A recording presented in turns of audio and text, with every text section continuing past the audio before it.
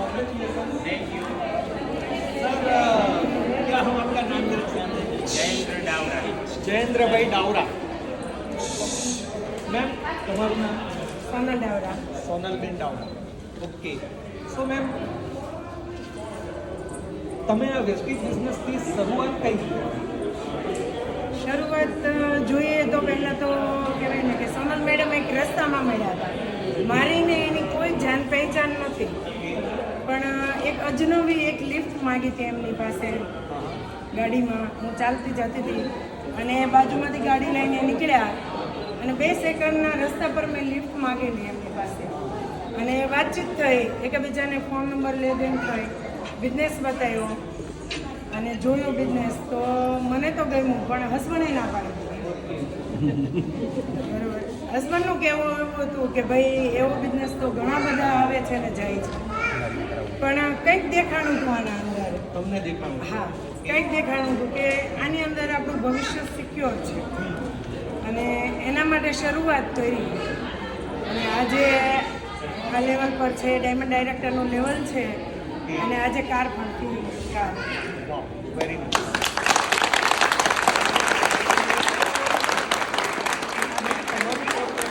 તમે બિલકુલ સ્ટ્રેન્જર હતા સોનલ મેમ માટે.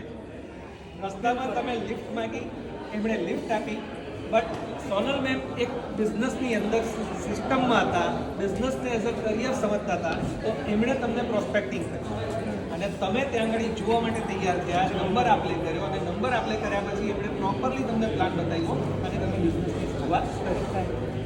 મેમ જ્યારે તમે બિઝનેસની શરૂઆત કરી ત્યારે તમને એવું લાગતું હતું કે અહીંયા ઘડીથી કાર ફંડ આપવામાં આવે છે તો મારી કાર આવશે, હું મારા ના, એવું તો એવો વિશ્વાસ હતો એ વખતે? નહીં નહીં, એ વખતે તો એવું હતું કે ભાઈ એક લેડીઝ માટે 5000 આવી રહી તો બહુ થઈ, કંઈ પાછળનું કંઈ દેખાણું નહીં હતું. ઓકે. સો ફક્ત તમને એ વખતે 5000 દેખાયેલા હતા અને તમે આ બિઝનેસની અંદર સ્ટાર્ટ કર્યું. કે તમને ક્યારે એવો વિશ્વાસ આવ્યો કે આ બિઝનેસની અંદરથી હું 5000 કરતાં પણ મોટી ઇન્કમ લઈ શકું છું અને અહીંયા ઘડી હું મારા સપના પણ પૂરા કરી શકું છું? એવો વિશ્વાસ તમને ક્યારે? આ બિઝનેસની વિશ્વાસ ત્યારે આવ્યો કે મોટી મોટી જે મિટિંગો ટ્રેનિંગો ભરી ત્યારે જે લીડરોને જોયા ત્યારે એવો ભરોસો આવ્યો કે નહીં કંઈક આવે છે. અને આ બિઝનેસ એક કહેવાય ને કે નાનો બિઝનેસ નથી, બહુ પ્રોફેશનલ બિઝનેસ છે અને એક સિક્યોર બિઝનેસ છે. લોકોને જોઈને આવું થવા મળ્યું ને પછી પ્લાનમાં પણ એવો ખ્યાલ આવવા મળ્યો કે ભાઈ આ પ્લાન સિસ્ટમ બધા જ માટે એક જ સરખી છે, બરાબર. બધા જ બધી વસ્તુ મેળવી શકે. વેરી બહુ જ સરસ વાત કરી તમે કે પ્લાન અને સિસ્ટમ એક સરખી છે જે દરેકને માટે છે. દરેક માટે એક સરખું છે ને બધા અહીંયા બધી જ વસ્તુ મેળવી શકે એવું છે. ઓકે સર, તમને તો ભરોસો નહોતો, રાઈટ? તો એવું કયું કારણ હતું કે તમને ભરોસો નહોતો? એવું મેં 15 વર્ષ પહેલાં એમબીએમાં જોઈન કર્યું હતું કે પછી એમબીએમાં મેં થોડી મિટિંગો પણ એટેન્ડ કરી હતી, પણ ત્યારે થોડું મને એમાં સક્સેસ નહોતી મળી અને અત્યારે સમય પ્રમાણે બધી ફ્રોડ કંપનીઓ બહુ આવે છે એટલે મેં કીધું આના વિશે મને નોલેજ નહીં હતું વેસ્ટેજ વિશે, એટલે મેં સેફટી માટે ના પાડેલી. સો પાસ્ટનું જે તમારું અનુભવ હતો એ અનુભવના આધારે તમે ના પાડેલી હતી, ચાહે કંપની કોઈ પણ હોઈ શકે છે, બટ એના અનુભવ તમે ના પાડેલી, રાઈટ? તમને ક્યારે ભરોસો આવ્યો કે આ બિઝનેસ ખરેખર એ જે કરે છે તો એમને કરવા દેવો જોઈએ? એ જ્યારે બ્રોન્ઝનું લેવલ પાર કર્યું, બ્રોન્ઝ બની, સર મેડમ એવો મારા ઘરે આવ્યા, મને એણે આખો સિસ્ટમ બતાવી, પ્લાન બતાવ્યો, કેવી રીતે આમાં ઇન્કમ મળે, શું છે સિક્યોરિટી બતાવી, ત્યારે મને શ્યોર ખબર પડી કે હવે આ બિઝનેસ સારો છે, કરવા જેવો છે, આમાં પ્રગતિ છે. Very nice. સો તમે જ્યારે આ બિઝનેસ જોયો ફર્સ્ટ ટાઈમ ત્યારે તમને એવું કોઈ દિલના ખૂણામાં વિશ્વાસ હતો કે અહીંયાથી અમે કાર લઈશું? ના, રાઈટ?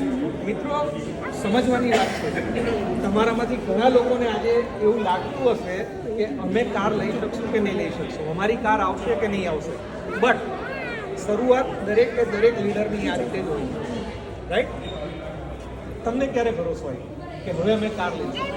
મને લાગે એ જ રીતે કે આ મોટી મોટી મિટિંગોમાં જતા ત્યાં આટલા લોકોને સક્સેસ જોયા, મોટા મોટા લીડરો જોયા, એ લોકોનું એચિવમેન્ટ જોયું, ત્યારે મને એવું થયું કે ના, થશે તો ખરી, આવશે તો ખરી, વહેલા મોટી આવશે પણ આવશે તો ખરી. ઓકે. સો કોન્ફિડન્સ તમને મોટી મોટી મિટિંગ ટ્રેનિંગ્સ ને બધું એટેન્ડ કરવાથી આવ્યું, રાઈટ? માહોલ મળ્યો, મોટા મોટા લીડરો જોયા, આમાંથી લોકોને સક્સેસ થતા જોયા. ઓકે. સો કેટલા લોકોને મીટિંગ ટ્રેનિંગમાં આવવાનો કંટાળો આવે છે? પણ મીટિંગ ટ્રેનિંગ જ આનું ન્યુટ્રિશન છે, રાઈટ? આપણા બોડીનું ન્યુટ્રિશન શું છે? સપ્લિમેન્ટ. પણ તમારા માઇન્ડનું ન્યુટ્રિશન શું છે? Meeting training, right? સો જે ભૂલ એમણે નથી કરી એ બાકીના લોકો ન કરતા, તો તમારા બધા લોકોની કારણ છે, રાઈટ? તમારા દીકરા દીકરીઓને આપણે મળી શકીએ.